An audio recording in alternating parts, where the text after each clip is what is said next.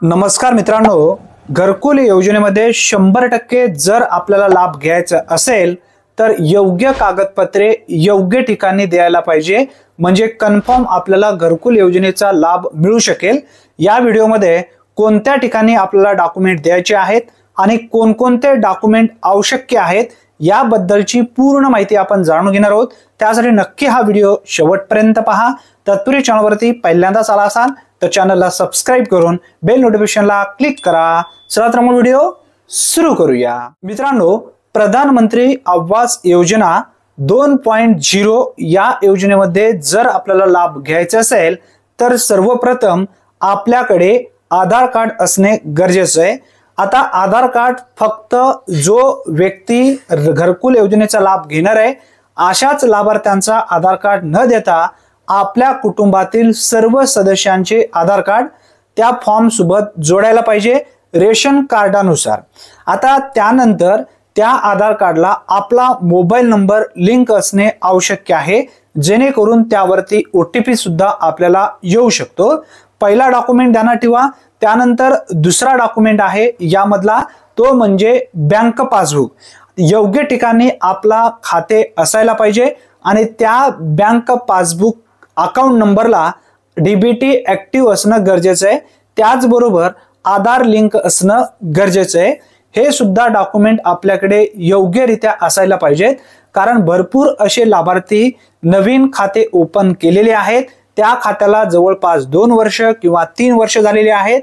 तो खातं आता इनएक्टिव्ह झालेला आहे, म्हणजे तो खातं सध्या बंद झालेलं आहे।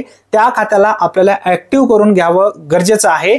जर तुमचं खातं ऍक्टिव्ह असेल, त्या खात्याला आधार लिंक असेल, त्या खात्याला जर DBT लिंक असेल तर तुम्हाला काही करण्याची गरज नाही।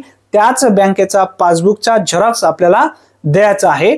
त्यानंतर बघा, पुढील डॉक्युमेंट आहे यामध्ये सांगण्यात आलेला तो म्हणजे घर प्लॉट चे कागदपत्रे। आता यामध्ये बघा, रजिस्ट्री नमुना नंबर 43 असो या नमुना नंबर 8 असो, डिग्री पैकी कुठलेही एक डॉक्युमेंट आपल्याला द्यायचे आहेत।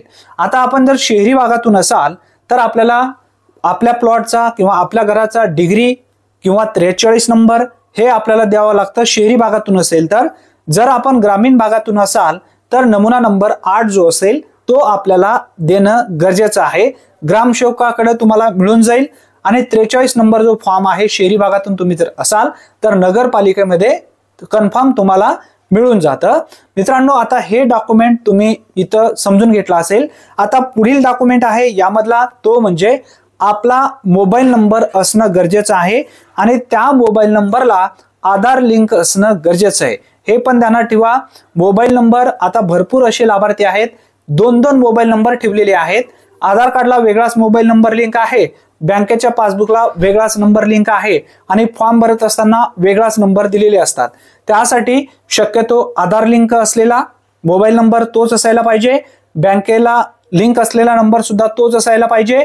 पुढे चालून आपल्याला कोणत्याही अडचणी निर्माण होणार नाहीत आणि आधारला लिंक सुद्धा तोच मोबाईल नंबर असायला पाहिजे। व्यवस्थित मोबाईल नंबर फॉर्म भरत असताना द्या। त्यानंतर पुढील डॉक्युमेंट आहे या ठिकाणचा तो म्हणजे रेशन कार्ड। आता भरपूर असे लाभार्थी रेशन कार्डची आरशी प्रिंटची जी प्रिंट आहे तीच प्रिंट देत आहेत। शक्यतो डिजिटल रेशन कार्ड सुद्धा तुम्हाला तहसीलकडे जर तुम्ही अर्ज केलात तर येणाऱ्या 2 ते 3 दिवसामध्ये तुम्हाला डिजिटल रेशन कार्ड मिळून जातं। ते व्हेरीफाय असतं, त्यावरती डिजिटल साइन असते। भरपूर अशा लाभार्थ्यांकडे सध्या जो रेशन कार्ड आहे तो रेशन कार्ड नाही, रेशन कार्डची जी पासबुक आहे ती नाही। त्यासाठी डिजिटल रेशन कार्ड तुम्हाला तहसीलमध्ये जर तुम्ही आज अर्ज केलात तर 3 ते 4 दिवसामध्ये तुम्हाला डिजिटल रेशन कार्ड मिळतं। ते डिजिटल रेशन कार्ड तुम्हाला कोणत्याही ठिकाणी सहजरित्या वापरता येतं। त्यानंतर पुढील डॉक्युमेंट आहे तो म्हणजे मतदान कार्ड।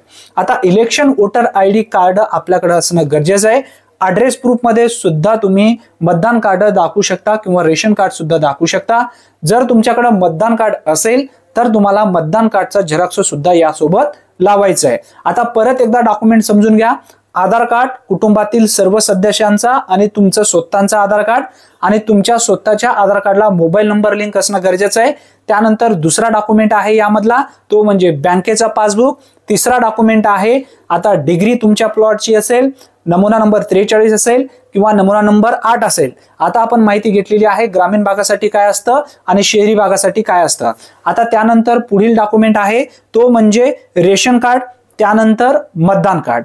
असे हे तुमच्याकडे 6 डॉक्युमेंट योग्य असायला पाहिजेत। या डॉक्युमेंटच्या माध्यमातून आपल्याला सहजरित्या लाभ घेता येतं। आता हे डॉक्युमेंट आपल्याकडे रेडी आहेत, परंतु आपल्याला लाभ घ्यायचा आहे घरकुल योजनेसाठी, मग अर्ज कोणत्या ठिकाणी करायचा हा प्रश्न भरपूर अशा लाभार्थ्यांना पडलेला असतो। जर तुम्ही शहरी भागातून असाल तर तुम्हाला नगरपालिकेमध्ये जायचं आहे आणि त्या ठिकाणी जे डॉक्युमेंट आपण आता व्हिडिओमध्ये घेतलेले आहेत ते सर्व डॉक्युमेंट एक तुम्ही PDF बनवू शकता किंवा त्याचे झेरॉक्स काढू शकता। एकाखाली एक डॉक्युमेंट लावायचं आहे आणि नगरपालिकेमध्ये जायचं आहे। जर तुम्ही शहरी भागातून असाल तर, ग्रामीण भागातून असाल तर तुम्ही ग्रामपंचायत मध्ये आपल्याला जायचं आहे। आता ग्रामपंचायत मध्ये सर्वे सुद्धा सुरू होणार आहे। जे लाभार्थी आवास प्लस नावाचा जो सर्वे झालेला होता 17-18 मध्ये, त्यामध्ये जर तुम्ही फॉर्म भरला नसेल तर तुम्हाला आता 1 एप्रिल पासून सुरू झालेला आहे सर्वे। जवळपास तुमच्या ग्रामपंचायत मध्ये सुद्धा येणाऱ्या एप्रिल महिन्यामध्ये सुरू होईल, तेव्हा तुम्हाला त्या ठिकाणी डॉक्युमेंट कन्फर्म देऊन टाकायचे आहे जर घरकुल योजनेमध्ये आपल्याला लाभ मिळवायचे असेल तर। आता हे डॉक्युमेंट आपण समजून घेतलेले आहेत। त्यानंतर आता भरपूर असे लाभार्थी या ठिकाणी कमेंट करतील की ग्रामीण भागासाठी निधी किती आहे आणि शहरी भागासाठी निधी किती आहे। सध्या ग्रामीण भागासाठी जी निधी पूर्वी दिली जात होती यामध्ये 50,000 रुपयांची वाढ सुद्धा करण्यात आलेली आहे। म्हणजे इथून पुढे आता घरकुल योजनेमध्ये जे लाभार्थी पात्र होतील अशा लाभार्थ्यांना 2,10,000 रुपये ग्रामीण भागातील लाभार्थ्यांना दिले जाणार आहे एका घरकुलसाठी।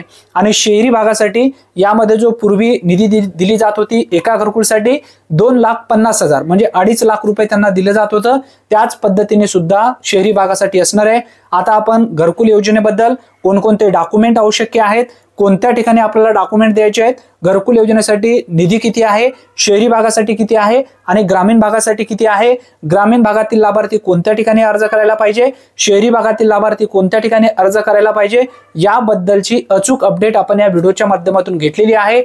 अत्यावश्यक माहिती आहे, जास्तीत जास्त मित्रांपर्यंत हा व्हिडिओ नक्की शेअर करा जेणेकरून त्या मित्राला सुद्धा घरकुल योजनेचा लाभ घेता येईल आणि भविष्यामध्ये तुमचं नाव मात्र नक्की निघेल। मित्रांनो, आपल्या चॅनलच्या माध्यमातून जे आपले जुने सबस्क्रायबर आहेत त्यांना नक्की माहिती असेल आतापर्यंत आपण प्रत्येक योजनेबद्दल अचूक अपडेट दिलेले आहे, जेणेकरून ग्रामीण भागातील लाभार्थी किंवा शहरी भागातील लाभार्थी कोणत्याही योजनेपासून वंचित राहू नये आणि त्या प्रत्येक योजनेचा, यामध्ये केंद्र सरकारच्या योजना असो या राज्य सरकारच्या योजना असो, त्या योजनेचा लाभ आपल्याला कशा पद्धतीने घेता येणार आहे, अर्ज कोणत्या ठिकाणी करायचा आहे, डॉक्युमेंट्स कोणकोणते लागतात, त्यानंतर यामध्ये पात्रता काय असते, अटी काय असतात, याबद्दलचे जे काही अपडेट आहेत ते वारंवार अपडेट आपल्या चॅनलच्या माध्यमातून आतापर्यंत आपण घेतलेले आहेत, भविष्यामध्ये सुद्धा घेणार आहेत।